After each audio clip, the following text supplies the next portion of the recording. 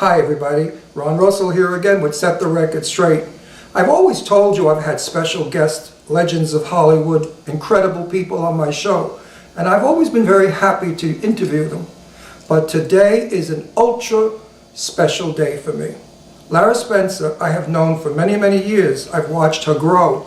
I followed her career. I watched her start off as a Long Island reporter, reporting about dead people in the ocean that came out of an airliner that crashed. I've watched Lara go on The Insider and travel from there back to Good Morning America, where she belongs, because she's great. She brings to GMA things that they didn't have before. She brings laughter, tremendous amount of play and humor.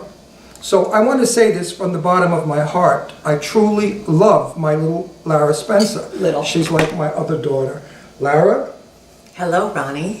Ronnie. This is so funny to do because what you didn't mention was that you have known me since I was in 7th grade. Yes. When you moved to Garden City, Long Island, Yes. from Beverly Hills. And I met you opening the front door to my house, and you were sliding down my banister, and you jumped off and you said, "Hello, Mr. Russell, I'm Lara," and you ran back up the steps Yes. into Leslie's room. And that was the beginning of a beautiful friendship. No, I knew then that this kid had a lot of special stuff. And then I watched you in high school. Remember when I made you up for Peter Pan? You were one of the bad boys? I was Captain Hook. I was the understudy. No, you were. Understudy. Were you? Yeah. Oh. But and then I was the bad boy behind, no, I think I was a pirate behind Captain Hook.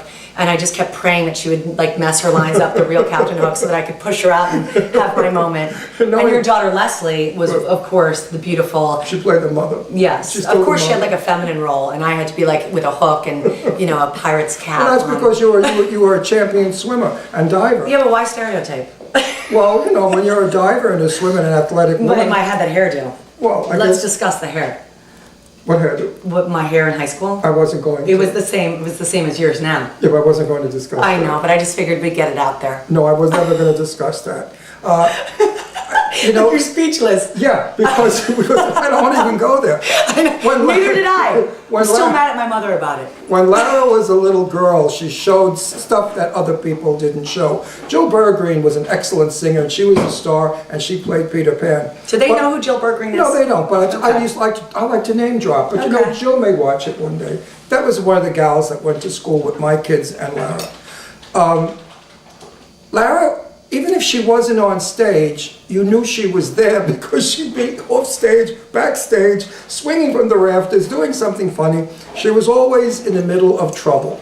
And in school, whenever they said there's trouble, I'd say, mm-hmm. Right, you don't need to give every story. And not bad trouble, nothing bad, No, I silly was sweet. stuff. I just had a lot of energy. And everybody loved her. All the kids loved her. She was like the favorite kid of everybody. And my daughter Leslie adopted her as a sister. Yeah. And they've been the dearest of friends all these years.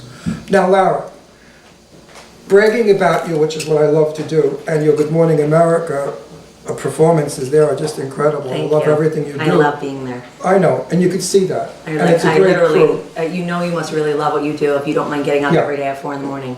No, it's so obvious because you bring a light to that show that wasn't there before, as I said. Now you've gone on and you decided to become an interior designer, which is a side of you I never knew. No, I've always done it. Never I've knew always, that. yes. Never- I love, Antiques Roadshow, when I hosted Antiques Roadshow, you knew. Yeah. You and I have always talked design. I've always But loved I it. loved your Connecticut house and what you did with Yeah. it. I mean, her home is beautiful. She just got junk from the street and reupholstered it and made it treasure. Yeah, you know what? Treasures. I didn't grow up with a lot of money, as you know, and my mom had a great eye and a very limited budget. The word decorator was not even a word I knew. Sure. All I knew was that she wanted to create a comfortable home for us, and every Saturday morning she would pile, I'm the youngest of 5, and she would pile me into the back of her wood-sided station wagon, and off we would go, sailing. No boat needed, She would have, a couple bucks, and she would take me to all the local yard sales, and she's the one who really got me looking at things in a different way, and seeing a chair that was really beautiful and classic in shape, but just hideous in the way it currently was. But she taught me to not judge a book by its cover. Don't worry about the fabric, that can be changed. Look at the shape, look at the lines. And I always love that idea of recycling and reinventing and creating pieces that are uniquely you and that are inexpensive but one of a kind. I think that a lot of interior designers can feel very exclusive, and I don't think that's fair because most people can't do that. And so, So you're designing on a budget. Your book well, is all yeah, about... it's not, but I don't really focus. Yeah, I did Kathy Griffin's whole house in LA, Right. and she didn't care how much I spent, but she was thrilled to know that I found pairs of chairs at a thrift shop that were, covered in the granny plastic, that were untouched by time from the 1960s and covered in like a hideous chintz, and then I recovered them in a gorgeous chartreuse linen, and then used, great chrome tacks on them. And she loved the fact that her pieces had a story. Of course, with her, it was always a joke, like, who died in this chair. But she loved the idea of the same thing. Her house looks like no other house in LA. It's super chic. It looks... I saw pictures of it. Yeah, I mean, it's just fabulous, and it's her, and she loves the stories, and that's really what it's about. It's not you can definitely do more with less, but to me, it's also about the recycling, the reinvention, the Okay, so creativity. exactly why should I buy your book, or why should anyone looking at this show buy your book? What's the reasoning? The reason is that for years, my friends have been asking me how I do it, giving me lists to go find things for them, loving the stories of how little I paid, how I reinvented it. And after, the 10th person said, you really should write a book. You have a lot of great information to share. I said, you know what? Maybe they're onto something. I have 2 shows on HGTV about decorating. I think you can tell that I love it, and that I'm passionate about it, and I know what I'm talking about. Now, answer me honestly. Yeah. How well is your book doing? It's doing great. How great?